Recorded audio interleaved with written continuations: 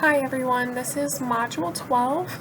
This week we're going to be talking about a couple of special populations. We could have talked about a wide variety, but for the sake of time we need to pick a couple, and so I've selected to talk about physical activity during pregnancy and physical activity for children and adolescents as our special populations this semester.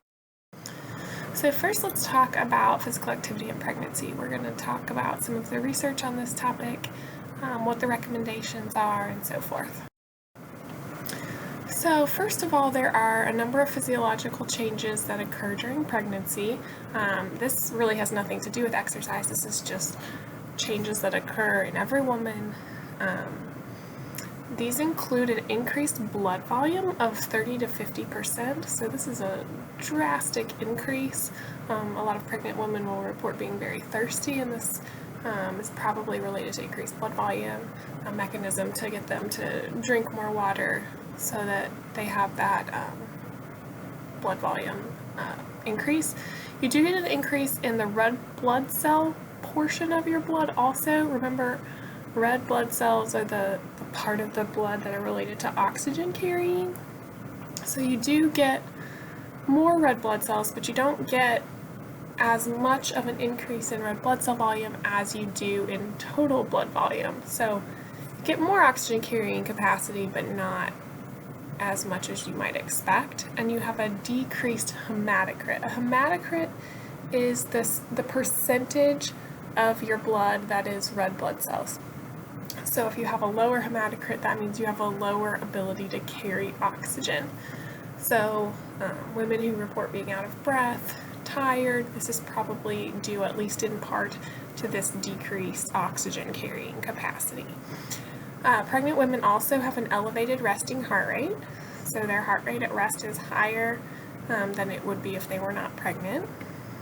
They have an increased stroke volume and cardiac output. This means that their heart pumps harder and it pumps more blood.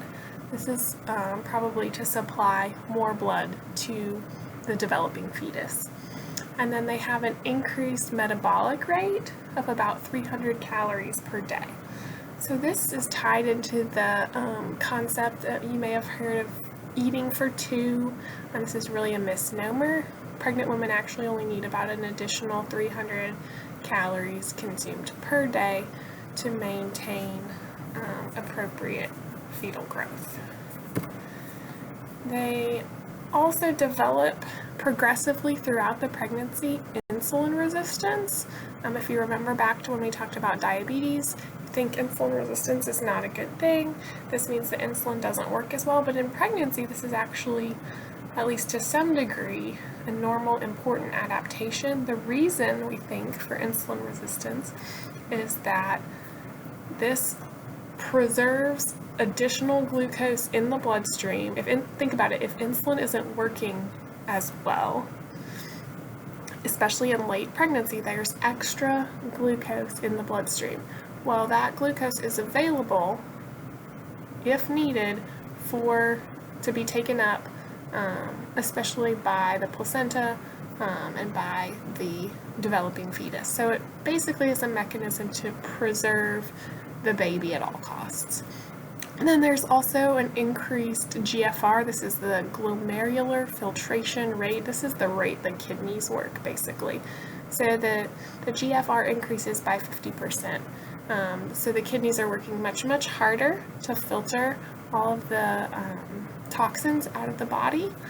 And this is related in terms of, I guess you could call them symptoms, that pregnant women go to the bathroom more. And so that's the reason why. And then finally, there's center of gravity changes. It's been estimated that a pregnant woman's fall risk is similar to that of a 70-year-old woman, especially in the second trimester, as she gets used to that changing center of gravity. So it's very important that steps are taken to minimize fall risk. A frequently asked question is, how much weight should pregnant women gain? Again, this has nothing to do with exercise. This is just the general recommendations. And overall, it depends on how much the woman weighs prior to her pregnancy, or really what her BMI is. So for a woman who is considered to be underweight, meaning her BMI is less than 18.5, she should gain in the range of 28 to 40 pounds over the 40 weeks of pregnancy.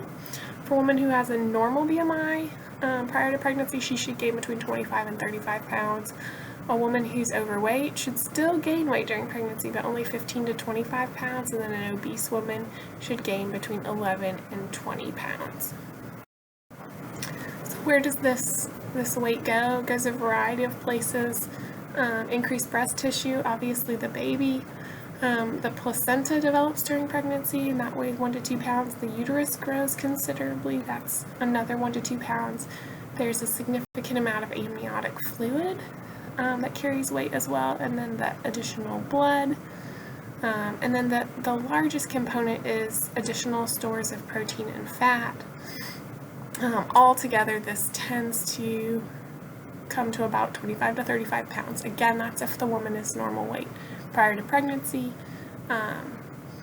The recommendations you saw on the previous slide were just that. They were recommendations. That doesn't mean that women who are overweight or obese always gain less. Unfortunately, they often gain more, but these are the healthy recommendations. So the question that I want to really get at today is physical activity safe for a pregnant woman, and also is it beneficial? These are really two separate questions. So historically, the concerns about physical activity during pregnancy were a number of things. Decreased blood flow to the placenta. When you exercise, blood is shunted away from digestion, kidneys, etc. to the exercising muscle and to the skin to thermoregulate. Well, does that mean that blood is shunted away from the placenta? And if so, is that a problem? That was not known, but that was the concern. And similarly, if blood is not shunted away from the placenta, does that cause thermoregulation problems that could hurt the developing fetus? There's also concerns that if blood flow is shunted away from the placenta and the baby, again, that the baby might not grow properly. Is there an increased risk for falls? And then there's concern about miscarriage risk as well. So these are all the concerns. Wherein some physicians and certainly some women and their families are concerned about these things today. So the first guidelines or recommendations for physical activity during pregnancy weren't introduced until 1985, and these guidelines were very conservative. They were released by the American College of Obstetricians and Gynecologists, and the recommendation was for a woman to keep her heart rate under 140 beats per minute, which is that's typically for the average woman, that's probably either a slow jog or a brisk walk. So pretty low intensity. In 2002, so not until 17 years later, was there an update, and they said that they think that 30 minutes per day most days of the week is safe, and that this blanket statement about the safety of recreational physical activity was. The 2008 physical activity guidelines that we've talked about a lot, remember they recommend 150 minutes per week of moderate intensity physical activity for the general population. So I pulled these statements straight from the guidelines because they have a section specifically addressing pregnancy. So healthy women who are not already highly active or doing vigorous intensity activity should get at least 150 minutes per week of moderate intensity aerobic activity during pregnancy and the postpartum period. Preferably this should be spread throughout the week. So basically the guideline is that pregnant women should get the same amount of physical activity as everyone else. 150 minutes per week of moderate intensity aerobic activity. And then the paragraph on the right gives more information about intensity. Pregnant women who habitually engage in vigorous intensity aerobic activity or are highly active can continue physical activity during pregnancy and the postpartum period, provided they remain healthy and discuss with their healthcare provider how and when activity should be adjusted over time. So basically, in terms of high intensity or vigorous physical activity, if the woman was doing it before pregnancy, it's probably okay to continue that as long as she remains healthy and discusses what she's doing with her physician, midwife, whoever the healthcare provider is. So this study is interesting because it asked pregnant women what they believe about the safety and efficacy of physical activity during pregnancy. They asked these women before they became pregnant, during their first trimester, which is the first third of the pregnancy, and then during the second trimester. So I really just want to highlight two questions. The first, did they believe that pregnant women will gain some benefit from moderate exercise that feels somewhat hard? Before pregnancy, almost 80% of women said yes, they agree with that. In the first trimester, 86% agreed with that, and in the second trimester, 88% agreed with this statement. So we see that pregnant women generally do feel that there's some benefit to be gained from moderate exercise. The next question, though, is about vigorous exercise. And you can see that before pregnancy, only 13% agreed with that statement. First trimester, 18%, and 19% agreed with that in the second trimester. So we see this in other literature too. People are much more accepting that moderate intensity exercise is good and safe, and very skeptical of vigorous exercise.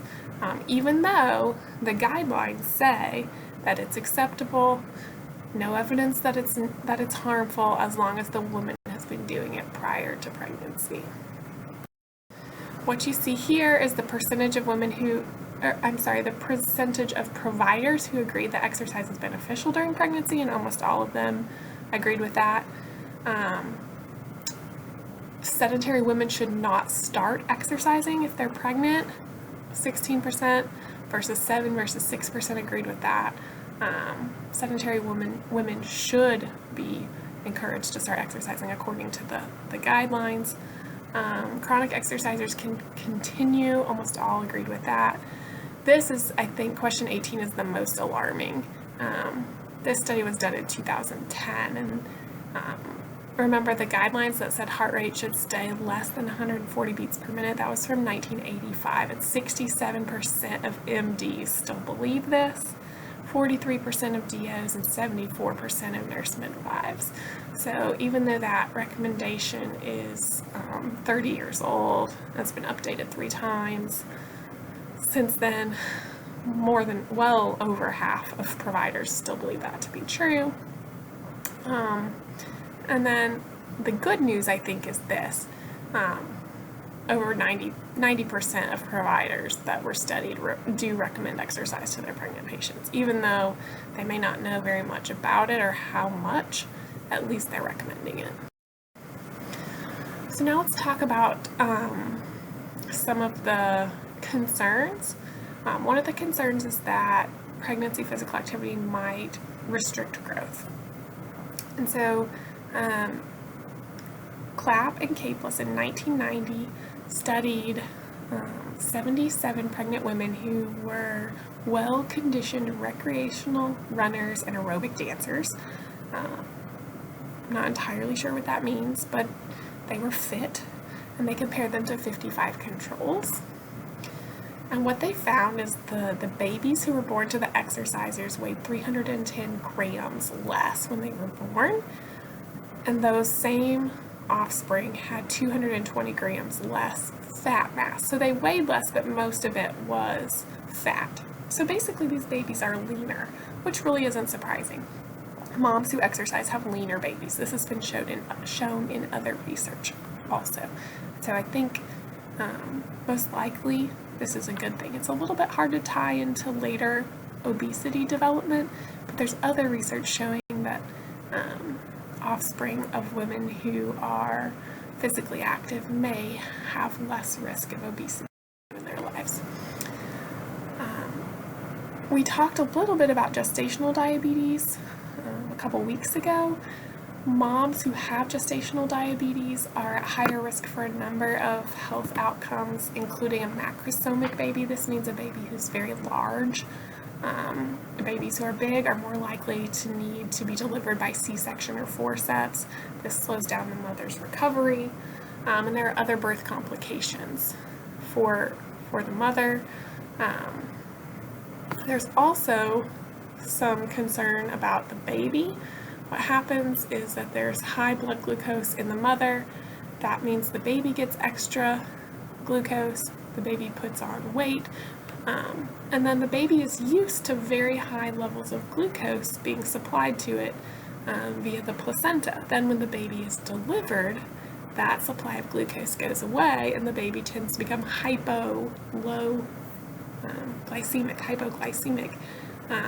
And so babies born to moms who have gestational diabetes have to be monitored very closely for blood sugar issues immediately after delivery. This is a meta-analysis showing pregnancy physical activity and its effect on gestational diabetes. So what you see here is a number of studies, this list, that did some kind of intervention of physical activity and then looked at the risk of diabetes in the mothers. So any mark that you see to the left of this line indicates that there was it favored physical activity, meaning physical activity reduced the risk of diabetes. Any marks to the right mean they found that physical activity actually increased the risk of gestational diabetes. So what you see here is that the overall effect, it's marked here,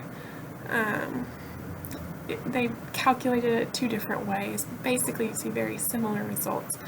The risk ratios are 0.72 or 0.74, depending on how you do the calculations. So basically, there's about a 26 to 28% reduced risk of gestational diabetes in women who are physically active during pregnancy, according to this meta-analysis. So it's a pretty powerful stimulus.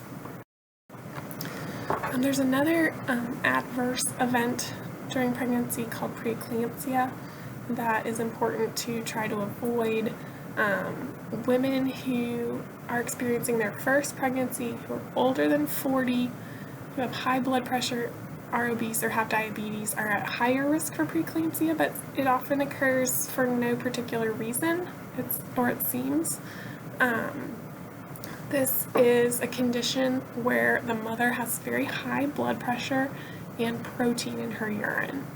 It's such a problem because it's a precursor to a condition called eclampsia, which is a seizure disorder that can actually be fatal.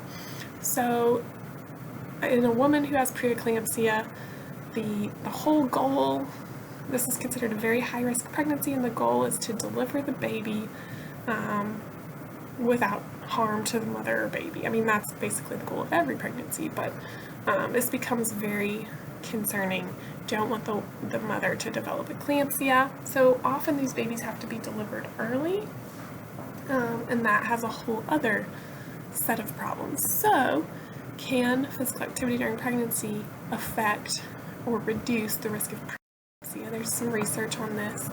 Basically, the results are very mixed. There are no studies that have found reduced preeclampsia when they did light or moderate intensity physical activity. 3 studies did show that vigorous intensity reduced the risk of preeclampsia, and then another study, though, found an increased risk with vigorous intensity physical activity prior to pregnancy. So it's really not clear what's going on here. It's probably not going to increase the risk. It may not decrease the risk. The results are there's just not enough research, and we don't really understand what causes preeclampsia, so that makes it more difficult. Another concern about physical activity is the increased risk of miscarriage, or the perceived increased risk of miscarriage. A miscarriage is fetal death that occurs before 20 weeks. In the medical literature, it's often called a spontaneous abortion. It's very, very common, actually. Depending on the research you look at, it occurs in 1 in 6 pregnancies, or as many as 1 in 3 pregnancies. Sometimes it occurs so early that the woman doesn't know yet that she's pregnant, and so that is why those numbers vary so much. Usually it occurs in the first trimester. It's typically pretty early on. Usually the cause is unknown. Sometimes genetic abnormalities can be identified, but often it occurs for no known reason. Again, there are mixed results in the literature showing the relationship between pregnancy, physical activity, and miscarriage. Some studies say that physical activity increases risk of miscarriage. Some say it actually reduces the risk. Some say there's no relationship. There was a very well-publicized study done in Denmark that was published in 2007. This is the screenshot of the BBC News article, and you can see the title. It says heavy exercise miscarriage link. Strenuous exercise early in pregnancy could triple the risk of miscarriage. So of course this got a lot of publicity, but here's some of the data from that paper. So what you see here is pregnancy less than 11 weeks, so this is pretty early in the pregnancy, 11 to 14 weeks, 15 to 18 weeks, and 19 to 22 weeks. So remember an average pregnancy, a normal pregnancy is about 40 weeks, so this is about the halfway point. And then they looked at people who did no exercise, high impact, low impact exercise, what they called workout or fitness training, bicycling and horseback riding, swimming, and other non-classifiable. And so what you see are hazard ratios here, here, and here. A higher hazard, it's interpreted the exact same way as an odds ratio. It's just the odds of something bad happening, meaning in this case a miscarriage. So let's look here, especially at high impact versus low impact.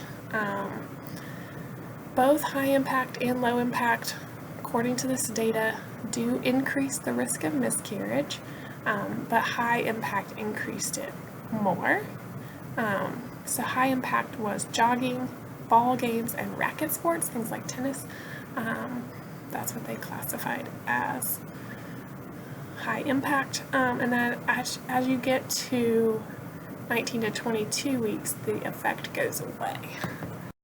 But what I really want to highlight is that the analysis, this is from their discussion, in the analysis including only prospectively collected exposure information, the estimated hazard ratios were small with considerably wider confidence intervals. So what that means is they also studied a subset where the women reported their physical activity before they had a miscarriage. So if you think about how you would do this study, what they did, they had over 90,000 women in this study. So it's a huge, huge study, which is great in a lot of ways. What they did is they would, when women came in, they had a miscarriage, they would ask them all kinds of questions, including how physically active were you during your pregnancy. This issue is called recall bias. When something bad happens, whatever it is, it may cause you to remember things that happened before differently. So a woman who had a miscarriage may remember, was she physically active? Did she smoke? Did she drink? Did she do any of the things that she thinks might be related to miscarriage? When she's asked those types of questions, she may recall differently than if nothing bad had happened. She may recall, oh, I did drink half a glass of wine one time. Whereas if nothing bad happened, she may have totally forgotten about that. That's just an example. But when they analyzed only women who talked about or reported their physical activity before they had the miscarriage, there was no relationship between physical activity and miscarriage. So what that means is we can't really trust the data. That recall bias is a big issue with this data, and I'm not sure that it's really appropriate to say that we can, with confidence, that miscarriage risk is increased with physical activity, at least based on this study. Here's another screenshot of kind of an interesting website. This is CrossFit and Pregnant, and I just wanted to show you this because it's quite a trending topic. You can see the woman in the picture. She's obviously very pregnant, 9 months pregnant, dilated to 1 centimeter, and she's still exercising, not just exercising, but doing CrossFit, lifting heavy weights. And so a lot of people, most people think this is very extreme. And as far as what the normal pregnant woman is doing, it is extreme. But the question really is this safe? Is it appropriate? And I don't think there's a easy answer to that. Obviously, this woman didn't just start doing vigorous exercise when she became pregnant. She was doing it well before. And as long as the baby is healthy and her physician is monitoring her closely, there really isn't a medical reason to tell her not. There's an article, it's very short, it's about a page and a half, that I've posted for you on Moodle that one of the discussion questions is based on. So if you are interested in this topic of vigorous exercise during pregnancy, you can read that and do your discussion post on it. Okay, now I want to transition and talk about physical activity in children. And for the purposes of this topic, children really encompasses adolescents as well. It's going to be anyone 18 years of age and younger. So it's important first that we talk about the fact that children are not just small adults. They are physiologically and psychologically very different from adults. They need more physical activity than adults do. And all of these factors influence the way we think about and recommend physical activity for kids. For children and adolescents, again, anyone under 18, the recommendation, this is the only recommendation that's different than everyone else. They need 60 minutes a day of physical activity. So kids develop over time, obviously. The fastest rate of change in height and weight occurs from birth to age 2. So kids are growing extremely rapidly at that phase. And then from age 2 to just before puberty, that rate of growth slows down considerably. Then at the onset of puberty, it increases again. There's very rapid growth. If you remember back to your own adolescent years, there may have been, it's often called a growth spurt, where you grew really quickly over a short period of time, and then the rate of growth slows down again until maturity. It's also important to realize that height and weight changes don't occur at the exact same time. So typically what happens is height increases rapidly first, and then the weight change, then they fill out. So stretching out, then filling out.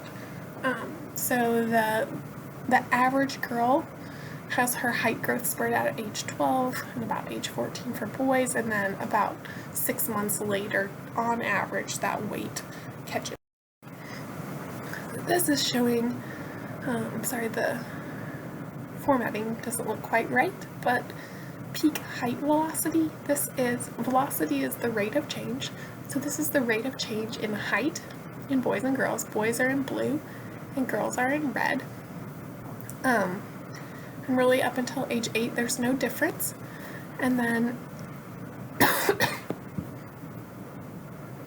excuse me, you can see that the rate of change in height ramps up considerably and is at its fastest rate at age 12 for girls and age 14 for boys. This is called the peak height velocity. This is basically the height growth spurt.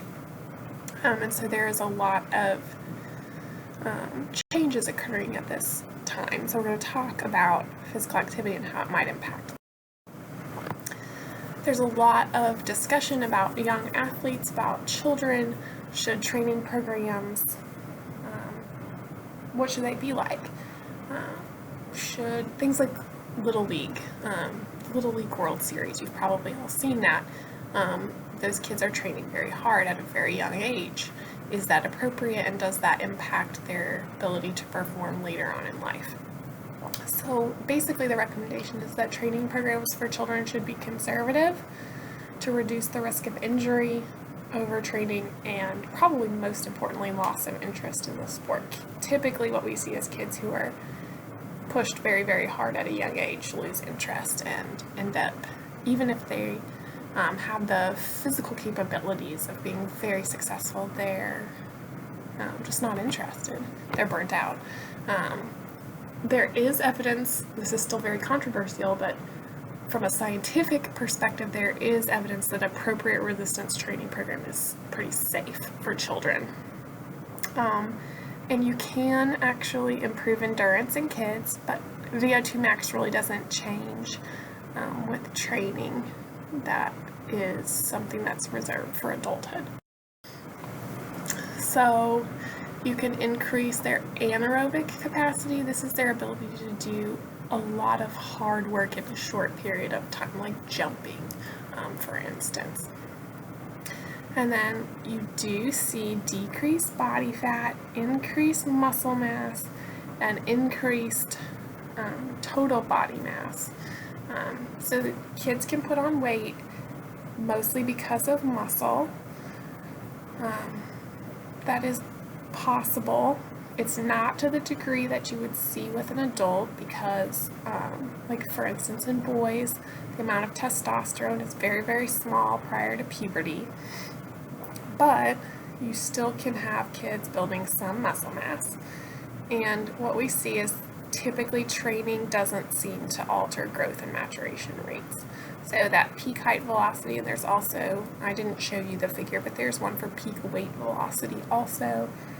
Training doesn't appear to impact that. And so there was much concern about could too much exercise stunt growth. There really isn't research evidence that I'm sure you're all aware that there are benefits of physical activity in kids, but let's talk about what these are. They're really very similar to adults. It's weight control. A concept called tracking says that active kids are more likely to become active adults. That's just common sense. That has more to do with culture and behavior, but kids who grow up participating in activities, sports, are more likely to enjoy those later on in their life. Motor skill development is very important. Kids who learn to run and kick and hop and jump at a young age are more likely to be able to play sports and be physically active as adults. Those skills are hard to develop after a certain point, so it's very important that they're developed at a young age. That doesn't necessarily mean that kids need to be in organized sports or anything, but they do need to learn those motor skills. Developing bones are strengthened. Kids who are physically active actually have increased confidence, lower stress, improved social skills. These kids sleep better and have fewer behavioral problems and longer attention spans. Physical activity is actually very effective at improving concentration and attention in kids. So best practices for physical activity, starting from the youngest age in infants, they should have what is called tummy time several times a day. Babies are supposed to be put to sleep on their backs. This recommendation has changed quite a few times over the years, and so due to our understanding of sudden infant death and what is the greatest risk. So it's thought now that putting babies to sleep on their back is best, but what this means is some of the neck muscle development that's necessary before crawling doesn't develop as quickly. And so putting the babies on their tummy for time during awake time several times a day is important to help them develop that musculature. For toddlers and preschoolers, they should have active playtime every day, indoor and out, at least 60 minutes a day, but really for this age group, more like 120 minutes a day is ideal. For children in like daycare settings, 60 to 90 minutes or more for a full day program is appropriate, and preschoolers should really get 2 hours a day of active playtime. Again, this doesn't have to be all outdoor on a playground, but they need to be able to move around, not sitting in a chair for at least 2 hours out of the day. And then it's also important that kids with special needs are included, and that creativity is used to ensure that those children are able to participate. There are two kinds of physical activity when we think about children, structured and unstructured. Structured is just what it sounds like. It's organized activity. It's led by adults. Unstructured is when kids are just using their imaginations to do whatever they do. You may just have them in a gym with some hula hoops and a ball, and they do whatever they do. Where structured would be more like, I have some in a few moments. It's ideal for kids to be outdoors as much as possible. So some concepts to think about if you work with kids are to be warm weather ready, meaning be ready to go outside at any opportunity. It doesn't need to be 80 degrees, but anytime, especially if you live in a cold climate, take advantage. And play outside even when it's chilly, rainy, snowing. That's what coats and hats are for. And so don't be afraid to take kids outside. And then finding indoor options like a gym or classroom or a room in your home, depending on where you are with the kids, is important. So here's a couple of examples of something structured. This is obviously for like a preschool type environment. But this incorporates physical activity and learning colors. So this is called the Rainbow Run, and so you would maybe have, obviously you have to be learning colors, the kids have to know colors, but when I call out red, run and touch 3 things that are red, and the kids run around and touch 3 things, and then they come back and then you do a different color. This would only work for a couple of minutes. They would lose attention quickly, but it's a great way to help kids just to reinforce what they're learning as far as the colors, but also active. And then here's another example. My Bonnie Lies Over the Ocean, you sing the song, and every time you say Bonnie, they're supposed to jump, or they're supposed to do 5 jumping jacks, or whatever. You can have a variety of fun things, just a way to make for kids.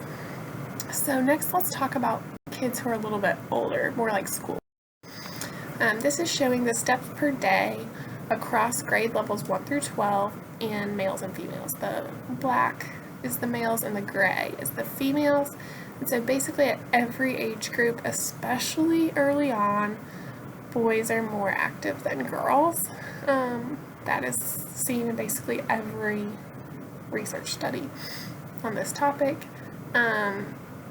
But even early on, even in girls, they're getting a lot of steps, between 11 and 13,000 in elementary school age kids. And then as they get older, both in boys and girls, it does drop off, especially into the high school years. So an important question is what part of the day are elementary school kids being active? This was looking at their steps. So there's other ways to measure physical activity besides steps, but this is one easy, simple way. So during physical education, boys are getting about 1,500 steps and girls a little bit less. It's really not very many. And during the school day, again, boys get more, but they get about 4,000. Girls get about 3,000. And then outside of school, kids are getting a lot more physical activity than they are during school.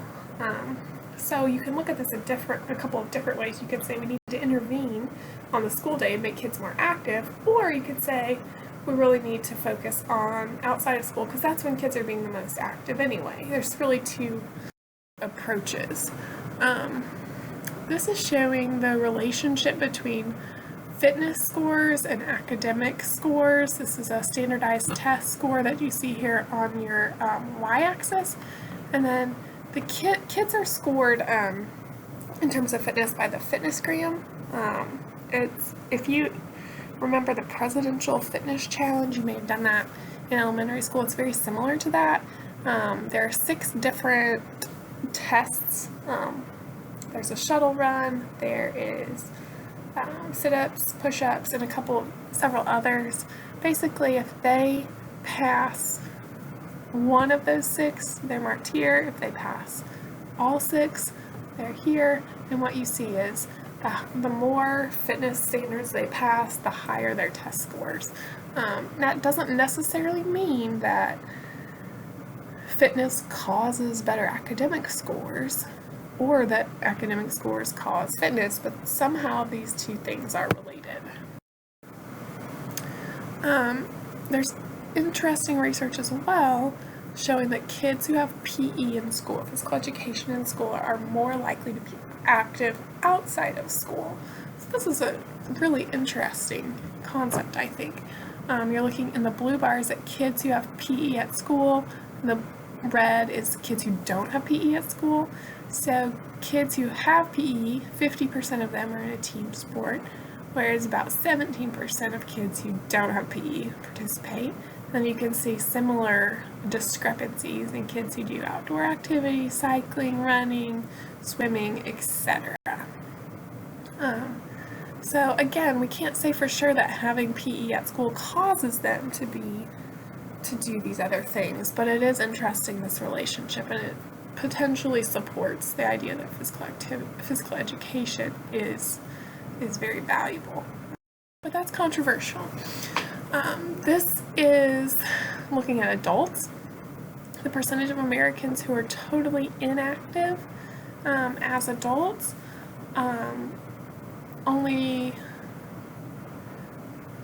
so adults who had PE at school when they were growing up, about 20% of them are totally inactive today. Adults who did not have PE at school when they were growing up, about 40% of them are totally inactive today.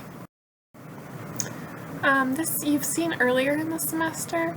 This is a study, if you remember back to NHANES, remember this is where they collect data in person. They have those trailers that are driven around the country, and they study all kinds of health-related outcomes in individuals. I'm just showing this to you because I want you to see the effective age, how physically active people are. So this is the mean minutes per day of moderate and vigorous activities. So you're looking at moderate. So children aged 6 to 11 get about 80 minutes a day of physical activity. Kids 12 to 15 get about 39, and kids 16 to 19 get about 30. And then in females the numbers are less, but the drop-off is extreme. So I just want to reiterate that as kids become older, as they become adolescent age, their physical activity levels decline significantly, and we really need to work on how to prevent that from happening. With vigorous, you see the same thing. Children don't get much vigorous physical activity in general, and adolescents get hardly any. So again, trying to find a way to intervene, especially during those teenage years, is important. In Alabama, physical education is required in K-8 public schools. You must have 30 minutes a day of physical education, and health education cannot be taught as that PE. It has to be taught separately.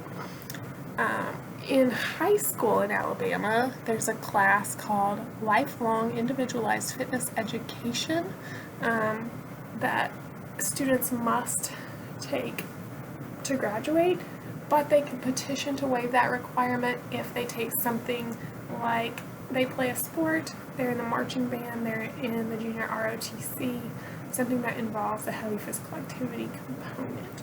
So they don't have to take PE every year, but they do have to take one course. So one of the discussion questions for this week is, should physical education be required in public schools? And I would love to hear your thoughts on that.